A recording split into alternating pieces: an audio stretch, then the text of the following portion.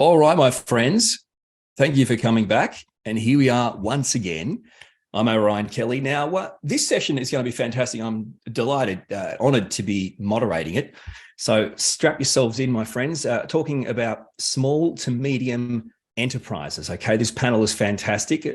We kind of get into the idea of hearing from many businesses that you would probably class as on the larger scale. So it's great to introduce you to a couple of small businesses that have decided to recruit and employ autistic people. Before we kick off, once again, submit questions. We'd love to hear your questions. As they pop up in your head, just put them down in the Q&A pane. So you just submit your questions by clicking on the Q&A tab on the right-hand side of the screen. Jot them in there and you'll see other people's. If you like theirs, you can upvote them by clicking on the arrow beside it. We'll get to as many questions as we can as we move throughout this session. And I guess we should just get to introducing our panelists. So let's start off with Jeff Smith. Jeffrey is the CEO of Australian Spatial Analytics and leads a team of 125 employees, the majority of whom live with a neurodiverse disability, namely autism, and are under the age of 30. Hey, Jeff, welcome, my friend. Thank you for being here. Thank you very much. Lovely to be here. Okay, and our second guest on this panel, Kathy Isaacs. Now, Kathy is a Salesforce experience consultant at Turnkey CRC, part of the Autism CRC. Kathy, welcome. Thank you. Well, guys, let's get to this. There's absolutely nothing about this that is scripted, or we've basically come up with some organic talking points to talk through to, I guess, the most important and the most relevant topics. And I'm so glad we're doing this small to medium insight. I think it's so valuable. I guess my first point is probably because sometimes, when we only hear about what programs or what departments or what budgets or what people, giant corporations have, it can seem a bit unrealistic for smaller businesses or medium businesses to put those into practice. And I totally understand that. I guess it comes down to the premise of, are you going to have a $100,000 sensory room, or are you going to let your employee go home an hour earlier? I mean, it's actually you can actually go the cheaper route. So, Jeff, I'd love to start with you. Because we've talked about this briefly before. We're going to get to the whole process of employment. But first up, let's just talk about neurodiversity, utilizing the benefits of neurodiversity in a workplace. How, I guess, explaining it to people watching you, how you see it as a benefit and how it works for you. Sure. It is an enormous benefit, and hopefully our organisation is just the start of a bit of a revolution, because we're only a couple of years old, grown quite quickly. I know we're in the small medium enterprise discussion today, but I'm hoping in the future summit we can match it with the big boys. But as far as the benefit, it's a data-driven world now, digital economy. Many neurodivergent people really love technology, and many have kind of innate strengths to be able to focus and concentrate and have great pattern awareness and spatial recognition. So we started with the neurodiverse mindset to build a social enterprise that the Australian economy really, really needs now. So skilled employment is all the rage, that shortage in skilled employment, particularly digital skills. And we thought there's huge amounts of untapped potential in young adults who haven't been given a fair go yet. And the proof is in the pudding.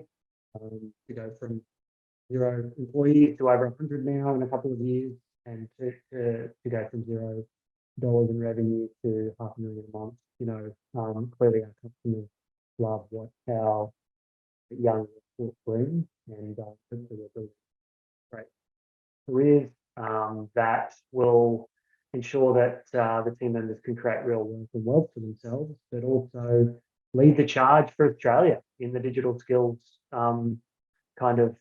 shortage across the world. So the benefits are enormous. The team work so so hard. All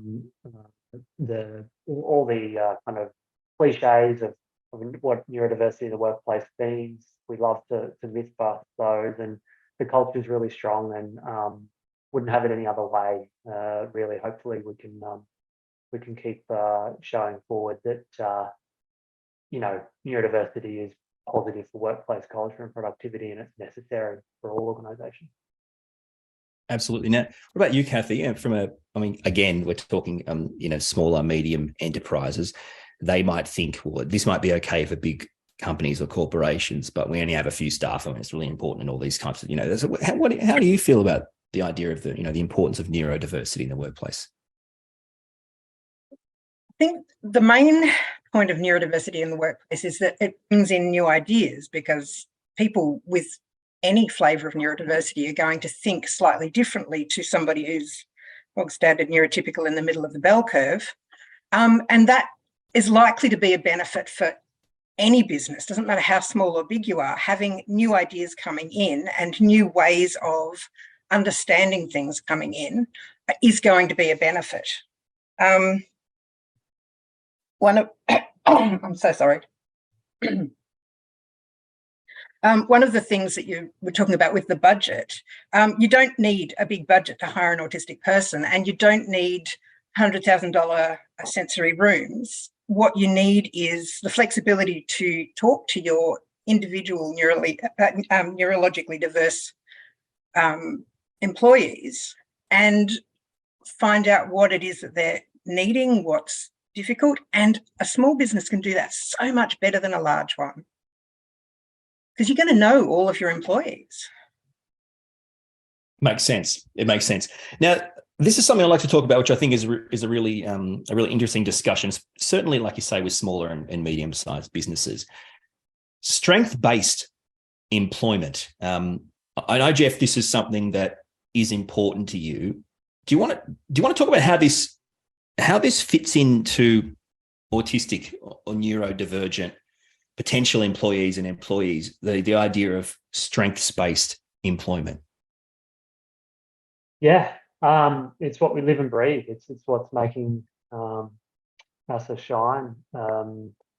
We are not a pity purchase. Our organisations purchase from us because of the strengths of our team, and that speaks for itself. It allows small medium enterprise to kind of hone in on a competitive advantage that large organisations just don't have, because we can concentrate talent based on the strengths of neurodivergent minds. So it's how we survive, is the fact that we can rattle off statistics on pattern recognition and spatial processing and memory retention and concentration, because our team are really high performance.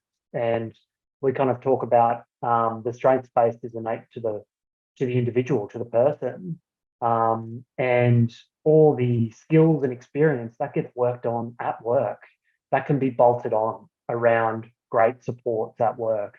It's the innate strengths of the individual that you either have or you don't. And we really like to push that. And it's why we're getting so much repeat business. Certainly with it is easier as a smaller starting company where you are bootstrapping to be able to focus on the positives of the workforce, because every organisation needs employees. But as you say, there's other things that potentially we can't afford when we're bootstrapping from startup. You focus on the culture around the individuals, and if you focus on their strengths, all the rest kind of seems to take care of itself. Kathy, anything you wanted to add on strengths-based employment?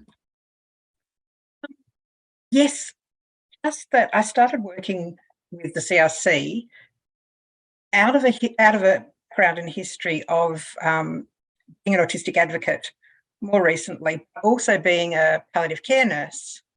I had burnout, as many of us do, and one of my strengths is pattern recognition. And I was asked I came into the CRC to be on the Autism at Work team, an autistic sort of eyes and voice on the team for the 2018 Autism at Work, and was able to use the platform we now are sharing with other CRCs. And it was that recognition of patterns, recognition of being able to find the information that I needed quite easily, which I put right down to being autistic, that has brought me into this team. And I've been here for 5 years now. And I just think individual people who have particular individual strengths will boost a business's productivity. Yeah, and I think we've had many conversations in general terms of the community about the difference between, say, a deficits view of model of autism and a strengths-based model of autism. So really, all we're really doing is continuing that through to other facets of life. I guess too, a lot of people could argue that for an autistic person to gain employment, it is possible to say that if you do want to make a list, like an assessment, we may have more deficits than our neurotypical peer trying to get the same job, right? There may be things in our way. And this comes to the conversation about not just employment, because I know this is what we're talking about, but really probably the key challenge for an autistic person in 2023 isn't so much employment, it's getting employed. And then once you have the job, it's keeping the job. And I'd like to talk about this, and we've got time to really go through this bit by bit. So let's start. Forget about getting in the door. Let's start at, I don't know, what would you say, Jeff? Is it getting on the street, getting on the sidewalk? What would you say, Jeff, is the absolute first hurdle for an autistic person with regards to employment? Because I don't actually think it's getting the job. I agree. Yeah. You got to reverse engineer these things. So the unemployment rate and underemployment rate is a symptom, isn't it? It's a result. What's bringing that forward, and then what's bringing that outcome alive? And you got to work backwards. Certainly, traditional professional employment, which is where we work, in professional services, you need a great resume. You need a tertiary institution degree, and you need to network with other undergraduates, graduates, other people who work in the industry, mentorship, all that kind of stuff. And you need a stable home. And if you've been at the margin and not given those opportunities, it's like anyone. It's like any underemployed cohort. The step is just too far. And so what we do is say, look, businesses, organizations, we're a model for backing someone because we know that they have great unique strengths. And we'll work out the experience, the training, if there's any credentials required over time, the mentorship, the networking, the social skills support. We'll work that out on the job. But let's get them productive and working and build self-esteem and show what they can do first. So it's kind of switching it. And that is unusual. I do understand that. But the tailwinds of doing that are really in our favor. There's such a skills shortage that organizations need to do something different and stop going to the same channel. So let's think of any IT role or any role that requires a lot of great, pattern recognition or memory retention. Let's start with not needing the resume and the accreditation and networking skills.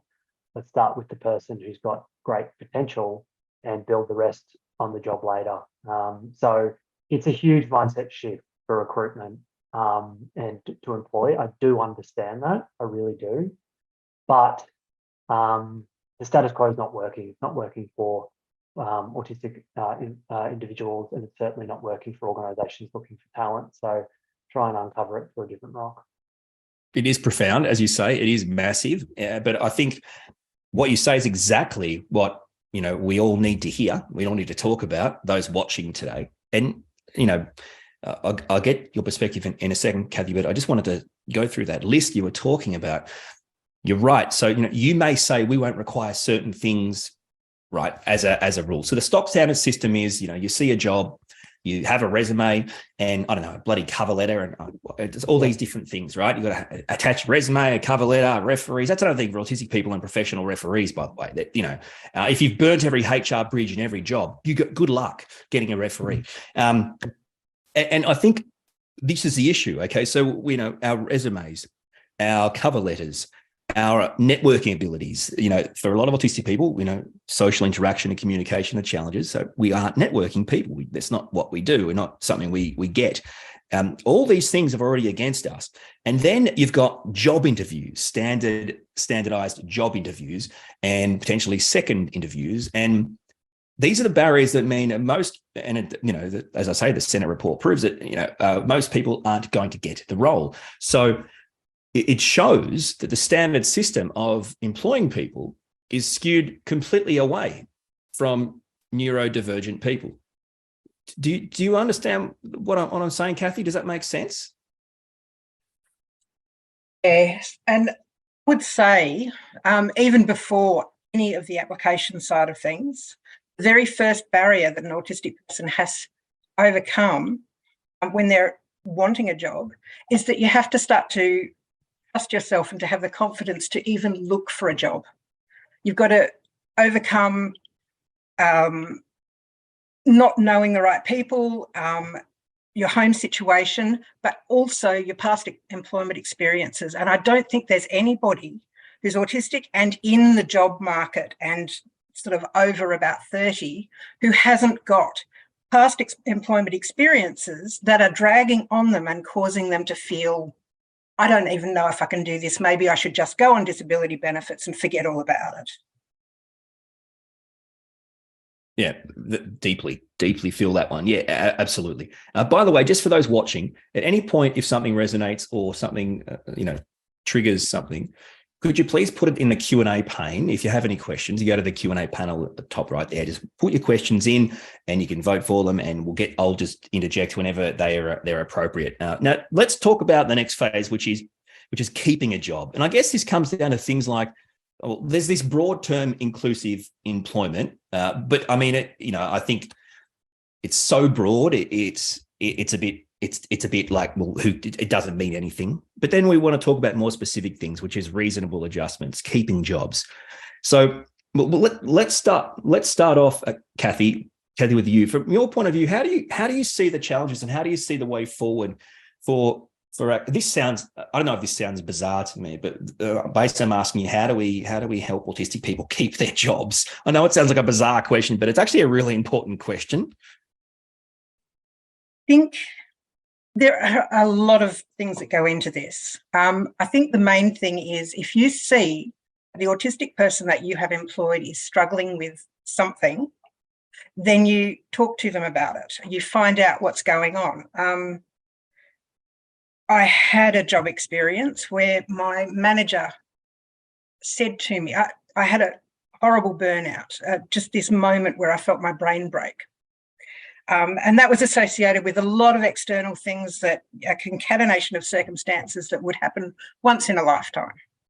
And my manager, when I went and took my medical certificate in, said, oh, yeah, you might have noticed I didn't put you on any weekend shifts because I saw that you were going to let me down. Now, that moment of, he had seen this coming. He had seen that I was struggling. He had said nothing. Now, my response to that was, I'm an adult. I should be able to see this stuff myself, but I didn't have a diagnosis at that time. And I'd never heard of alexithymia, which is not being able to read or to label your own emotions or other people's. In my case, it's my emotions. And I didn't know that it was coming. And all of the situation that occurred after that could have been avoided if he had said, you really look like you're struggling at the moment. I know there's a lot going on for you. Do you need to take some time off? But all he said was, I could see you were going to let me down. So that's the first thing, talk to your employees. The other thing is for the autistic employees, if you don't know how to do something, or if you're feeling very frustrated, sometimes it's really, really difficult to speak, and particularly if you've got a fear of management or a fear of hierarchy, which a lot of people I know have. Sometimes just writing it down and then working on it to get it to a point where it doesn't sound emotive or blaming, and then handing that to your manager and saying, these are the things that I'm struggling with. That will definitely help your manager, and it will help you too, because some of the things that otherwise would go unaddressed can be addressed, can be looked at and discussed. Can I thank you for being so open and honest? I really appreciate that. Thank you. I really appreciate it. Jeff, I'm just going to let you go, my friend. Let's hear it. We need to help autistic people keep their job. Not about just getting jobs, keeping jobs, and not only about keeping jobs, but actually doing well and progressing. Yeah. It's not the end of the job, guys, to give an autistic person a job and then say job done. It's about progression. Help us here. How can people watching help in this process? What do you do? How does it work? Echo the sentiments. Thank you for sharing, Kathy. That was incredible. So, you know, if I think about myself, my favorite topic, 90% of my success isn't my fault. It's the people that are around me, and that are around you in the workplace, that help kind of make things manageable and enjoyable at work, and help you be productive and satisfied as an employee. So certainly the keeping the job is, I guess it's a bit like pregnancy. Everyone focuses on the birth and then not the raising of the child afterwards.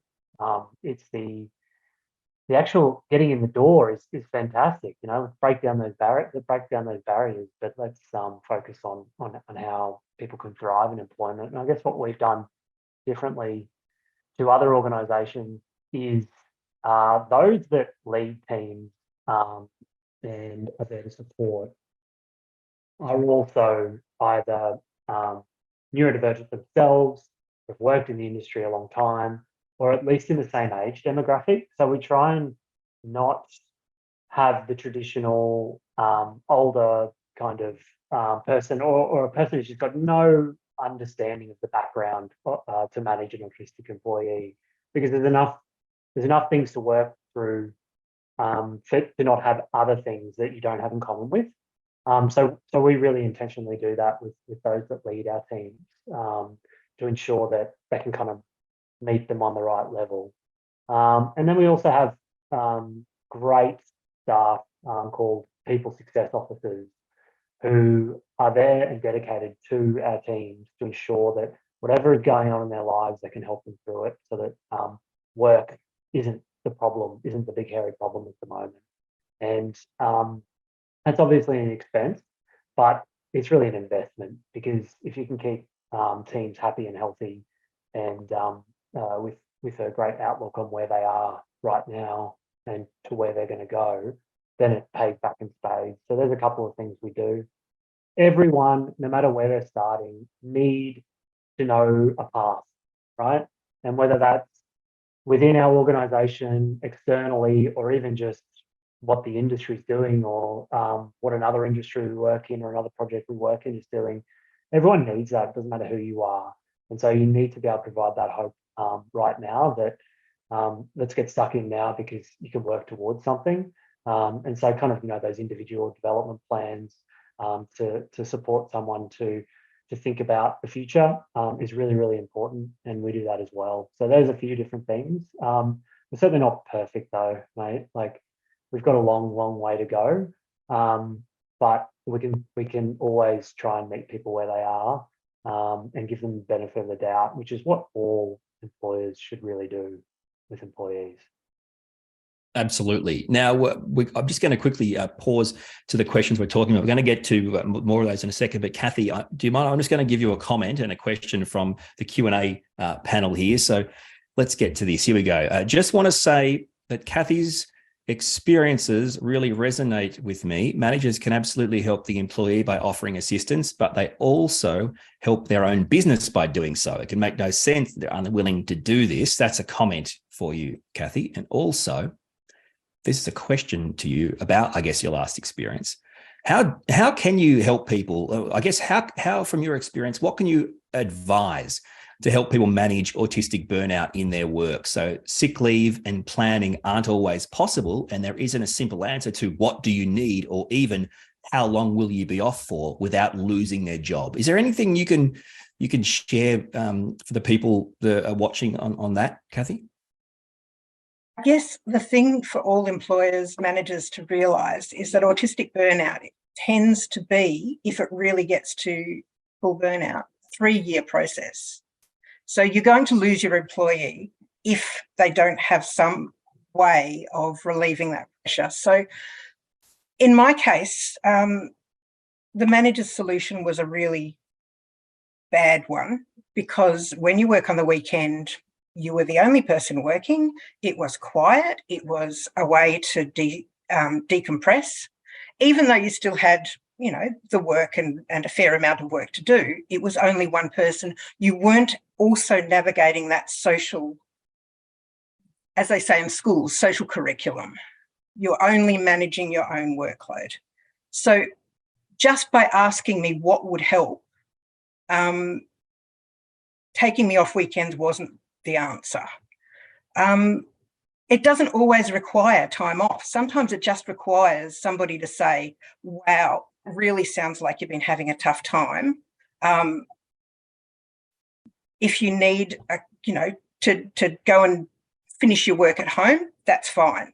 Or in that situation, I could have done that. Or there are any number of solutions that are really going to help that one individual person to get through the tough situation they were in. In my case, a concatenation of issues that were coming from not having my situation understood, not having my neurotype understood. And to be fair, I didn't really understand it myself at the time, so that's not completely on the manager, but anything that you would do to help an autistic employee will help any of your employees. If somebody is having a hard time, if they seem to be struggling with the work, it's not just the autistic employees you need to talk to about that. So asking, saying, we don't have any space for you to take some time off, but can you think of anything that we could do to help? And you don't have to answer right now, talk to me tomorrow if you think of something. Just giving that understanding of the difficulty that's going on will make a huge difference. The person who's going into burnout might not realise it. So it's really the managers can make a big difference. Managers or employers can make a big difference there. Yeah. Hey, Jeff, are you mindful of employee burnout? Do you have things you do to kind of mitigate it or manage it? Yeah, completely. And, it's difficult because we are a startup. We have, got to bring in more clients and everyone's, got to work hard. It's a difficult balance. But, our purpose is to use data to employ diversity. So it's pretty easy. It's pretty easy, cut and dry. We don't have shareholders to kind of respond to. So if there's ever those critical kind of junctures where should the person be taken care of or the sale, then it's very easy for us because the people are our lines flow. When it comes to burnout, I guess the most difficult thing today for someone who is neurotypical is to understand the signs because certainly, if there was openness and transparency, we can deal with it in the right and appropriate way for the person. But it needs to be understood that's happening. And as Kathy mentioned, potentially the individual doesn't understand what's happening. That's often be expected to communicate that. And so that's just about fostering a great culture and expectation that we do work hard, but it's not everything and it's not the be all and end all. Let's try and have fun and whatever fun means for you together, so that, you know, the pressure's taken off. And, you know, any pressure that you may be feeling at this point in time, it's internal pressure, which is completely understand. I get that too. But it's not the organisation trying to put it upon you. So, you know, being empathetic first is easy, but with that caveat in mind of being able to pick up the warning signs. We don't have, as I mentioned, we've got you know, growing teams that are larger and larger, and as you know, 75% of the team are neurodivergent. We then also have, you know, people around who understand and have been through those things before, and so can potentially pick it up quicker than I would, or someone who is neurotypical, and that has really helped. So that kind of brings back to the culture of, let's not just be tokenistic about it, because people have been in the same scenario before, and pick it up easier and sooner. Where like, I completely understand the issues with taking leave and being sick. I hope society is going in the right direction there, because that's a systemic change that neither Kathy or I can kind of figure out for now. But for our organisation, we can, and about fostering that and allowing people to take the time they need when they need it. It's certainly something that we're very helpful. Yeah. Now, there's a lot of umbrella terms that have been used in the past. I guess ways of mitigating these things, whether it's supports, inclusive practices. I think one of the more popular phrases at the moment is calling it reasonable adjustments, which, I mean, you know, being an ex-law student, what have I got to go to the High Court and ask them to define reasonable with regards to autistic people? I mean, what's next? So, yeah, so reasonable adjustments. But in effect, things that are put in place to do what, you know, a department is supposed to do, which is help an employee thrive. So a lot of times in the past, they've been very much about, I like to phrase it this way to make it more simplistic, is BYO ramp. So, oh, cool, mate, you use a wheelchair? No worries. Bring your own ramp. See you Monday. Welcome aboard, right? Now, for neurodivergent people, it's BYO ramp. It's simple as that. What do you need? Noise cancelling headphones? Okay, buy them and bring them yourself. You know, what do you need? A hat, sunglasses are inside. You know, what do you want to take breaks? That's fine. You just go outside to cool down. We'll just add it to your time. I mean, that's not helpful. And I think there's the turnabout. How can we make things more inclusive? And I think what I'm really passionate about at the moment, this kind of this philosophy I have, is the reasonable adjustments of people. And see, I think if we can reasonably adjust people, then it cuts out the need for everything else. So, and what I mean by that is the ability for all employees to have some degree, even entry-level degree of autism, of neurodivergence, some sort of understand, if the need it rises for a team member in their team. And I think, you know, this is the kind of stuff that's free. I mean, you know, this isn't expensive. It's because it's about talking to the autistic person and having conversations. And people, because I always think if you understand someone, you appreciate them. If you don't understand something, you don't appreciate it. So what do you guys think about the idea of reasonable adjustments, things, people? You know, what's the way forward? I can start if you like. First of all, reasonable adjustments is really already closely defined in workplace health and safety law and in disability law. And it comes down to what a person needs to be able to do their job well without, I haven't got the right legal wording here, but without putting the business under. I think point about adjusting people, it's complicated. The kind of things that people need in their Autism 101 is that sensory issues are likely to be a problem, but may not be. And communication styles will be different. And if people know and expect those two things, then I think probably an awful lot of the misunderstandings and the difficulties can be managed. But then the next thing is to ask what's really important here. So is it really important that somebody comes to the Friday evening wine session? Is that really a sacking issue? Is it really important that somebody finds it difficult to speak on the phone? Could that not be an email for that person? What is really important is getting to a point where the job that needs to be done is done, and the way you get there doesn't have to be the way that everybody's expecting.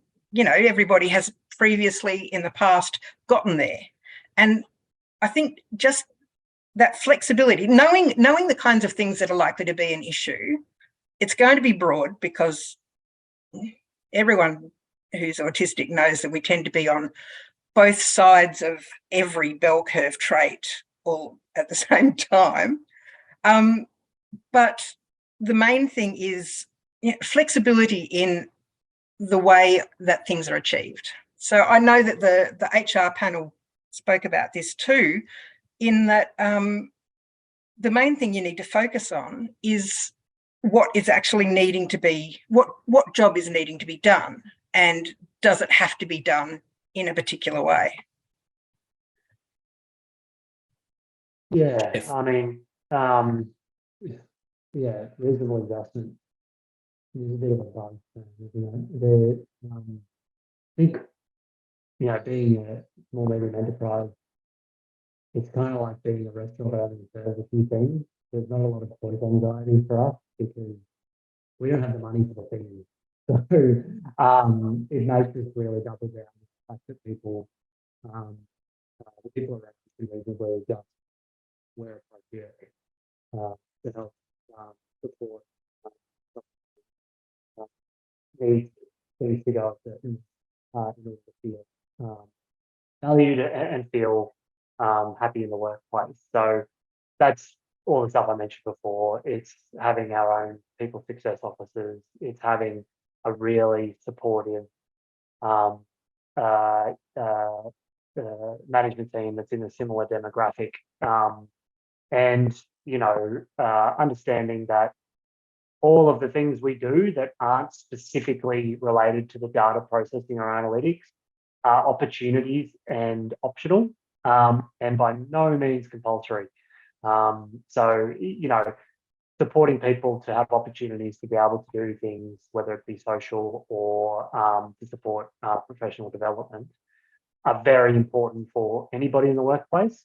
But it's their choice. If they're not ready, then why the hell would you shove it down their throat? That's, I guess, the good thing about social enterprise itself. It's not another program where we need to hit numbers or tick boxes. It's the actual organization, the business is the engine itself. So I guess, yeah, we're a bit fortunate in that way that, we don't have to provide certain things and get numbers through the door. And if someone doesn't feel like it, we have to push them through it. Come to work, get paid well, and hopefully you enjoy it. We try to support you to progress if you would like to. But all that stuff, the cream on top, it's not the core. So there's some of the things. We'll take your money though. If you want to give us money for an extra new sensory room, we'll have it. But we just haven't found that under the couch yet. So at the moment we'll just focus on the people around. Yeah, and as a rule, these types of things that we're joking about, are in effect mostly irrelevant for autistic employees in the workplace. It's the things that are required the most are really much smaller adjustments, much more obvious adjustments. Just the things that, in fact, like Kathy said, it's not about shoving down people's throats or getting employees to do the 7th online, education thing. You got to do those things every year. It's about understanding that, Orion's autistic, he communicates differently. So in a meeting or in a conversation, he may seem more direct or more, black or white or matter of fact or whatever. That's not him being rude. That's him trying his best to work with you. That to me is more powerful than really almost anything else, because that's the difference between someone going to HR and saying I'm a bully, right, which I wasn't trying to be, to someone thinking, oh no, that's just Orion. That's how he communicates. That is the most powerful thing. My worst experiences with HR, and I've worked for the biggest media companies in the country, is simply put, I've spoken or communicated in a particular way, and that's it. I'm done. I'm a bully, or I was being rude or inappropriate or whatever, when that was never my intention. And it's does that make sense? Yeah, look, I just want to pick up on that.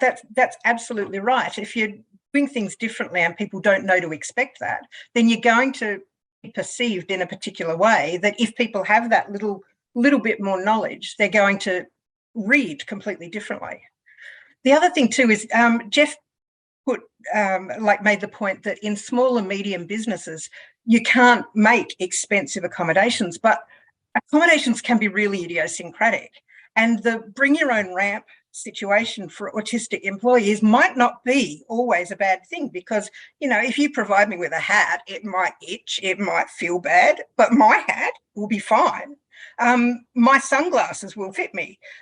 So the main thing is finding out what's needed. So do you need a hat and sunglasses? Do you need a place to escape to? I mean, put a chair in the stationery cupboard, and I'll just, if I need to get out of the way, then I'll just sit there for a while, and you'll know that I'll be back, but I just need a little bit of dark and quiet. The accommodations will be idiosyncratic to the person and idiosyncratic to the business. It just depends on what is available and what's needed. Yeah, and I think that's exactly the point I was making with regards to BYO ramps. Autistic people do BYO ramps, as in, I will bring headphones or a hat or glasses. So what I'm asking for is for the person opposite me to know that, Ryan will wear sunnies in a dark room, or wear a hat or headphones, not because he's rude or abrupt or arrogant or, thinks he's better than us, right? Because of the lights or the sounds. So it's actually about the understanding. I don't need you to give it to me. That's actually, in a way, we're actually asking for less than you think we are. And it's free. And I think that's where it becomes, even more powerful for those watching. Now, Jeff, you touched on this before. I really want to dig into this if we can, just briefly. So, lack of credentials, lack of higher education. So this is a personal example. So I studied law, but I dropped out with, maybe a semester to go. I was that close to getting a law degree, and it didn't matter. I was past the point of being broken by the system and how it works, and the complete, utter, absolute lack of disability support services for autistic people. In saying that, till this day, I will hug and high five all the staff members in that department. Beautiful people, amazing people. But, when you're restricted, what are you going to, if you can't tell a lecturer to do something different to help someone learn, well, there's no use being a part of that. But, so I didn't do it. I was that close to having a law degree.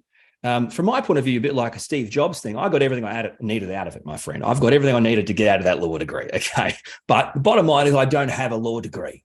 I don't have the degree, the credentials. This idea that autistic people may find higher education harder, and that's of course a whole different discussion. But of course, I think in bottom line terms, the supports put in place for autistic students are assessment-based. Now, the point is, I'll give you an extra 10 minutes every hour on your exam, and I'll give you an extra week for your essays. And I always say, fantastic, but I've got to learn this stuff, yeah? If I don't learn this stuff in the 12 weeks, what's the extra 10 minutes on the exam going to do? It's not going to do anything. You've got to learn this stuff to be assessed.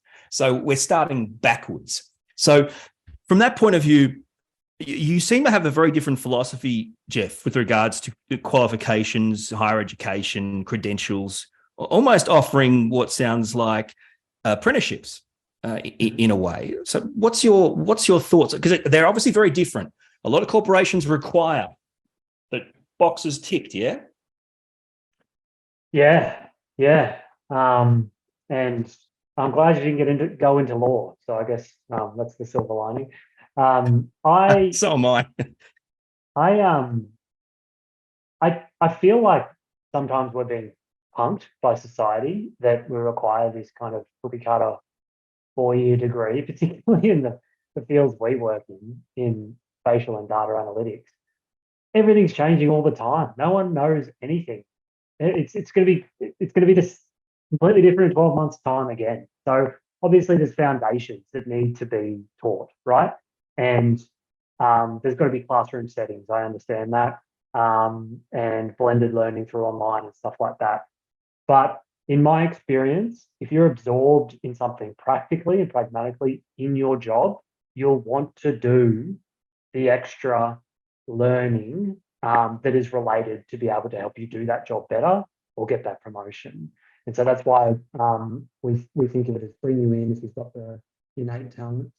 We'll help you, guide you to do the, whether they're micro credentials or accredited training whilst you're working, which is actually, you know, how law used to work, where you do clerkships and in the office. It's gone a different way. And it makes no sense because technology is changing all the time. And so this is a really good opportunity for autistic people to hopefully get the job first, and then they can learn on the job practically while getting those credentials on the side, because everything's changing anyway. So yeah, you're right. My philosophy is very strong on that. We do not need that degree or certificate before you start. We can help you do that with students.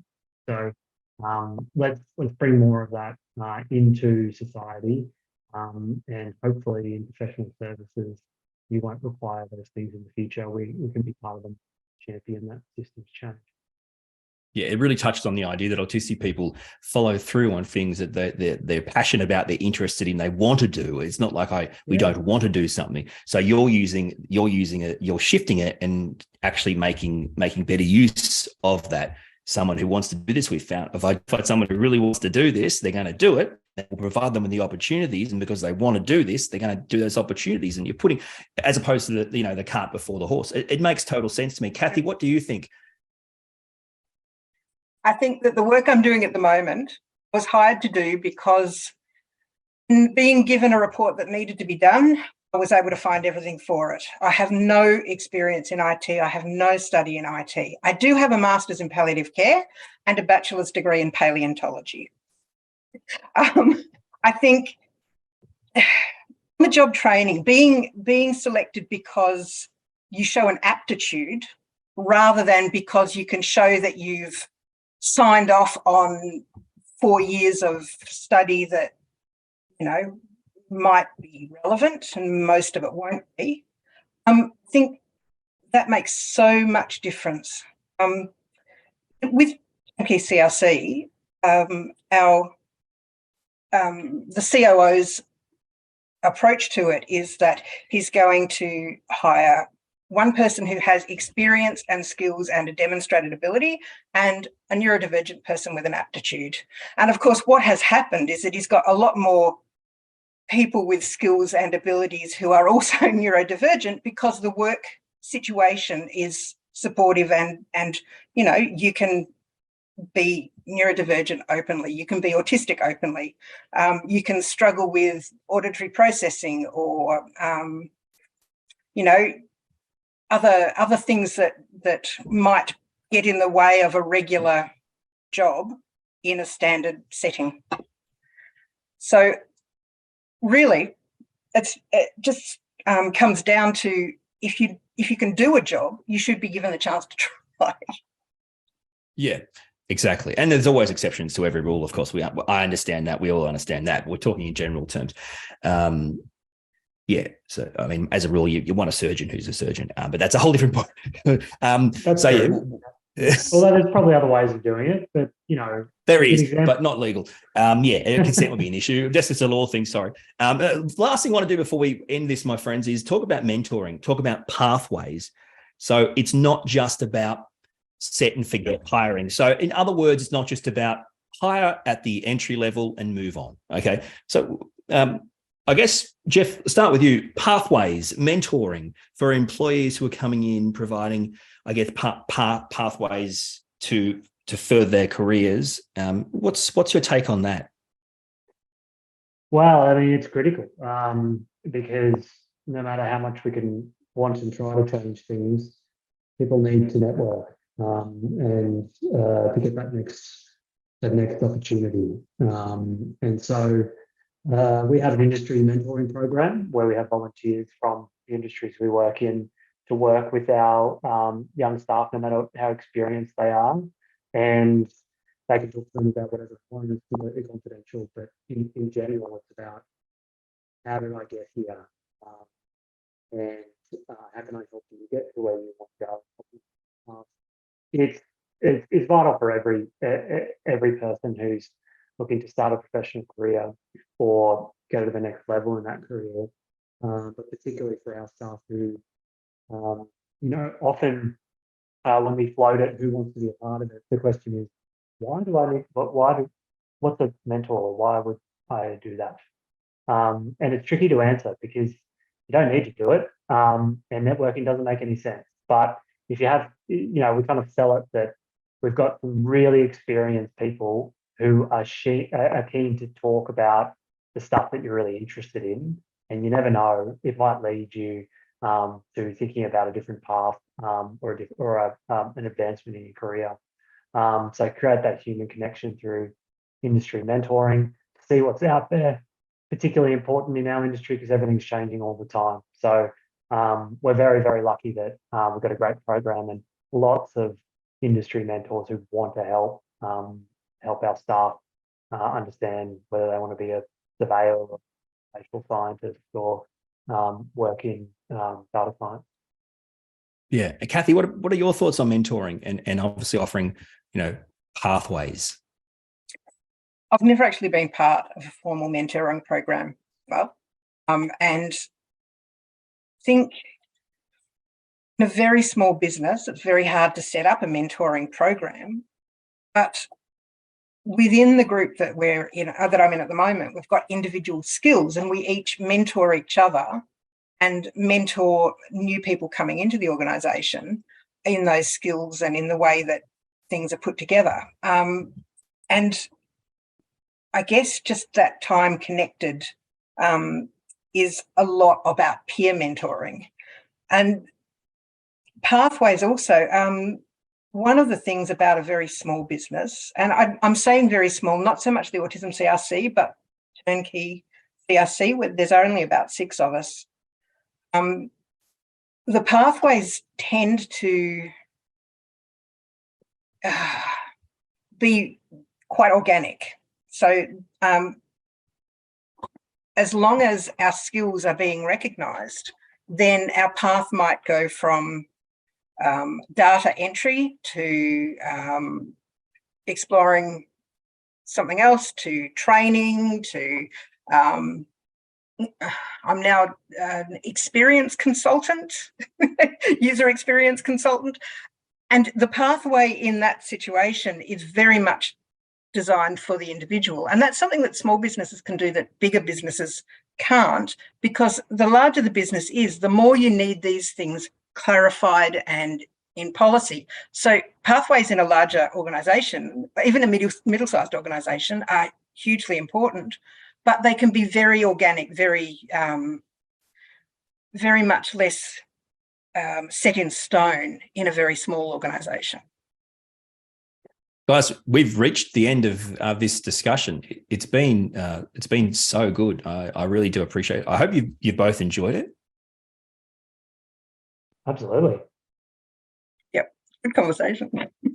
It really has been a fantastic conversation. So thank you so much. Thank you, Jeff. Thank you, Kathy. What a great discussion, and I hope you guys watching have got plenty out of it. You can provide feedback. The feedback session feedback form is accessed via the tab on the right.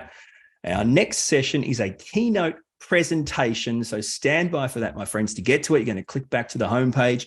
or the agenda page, you'll see the session listed starting there soon. You click on that and you'll be ready to rock. Until then, I will see you in the next session I do, which I believe will be tomorrow morning. So enjoy the rest of the afternoon.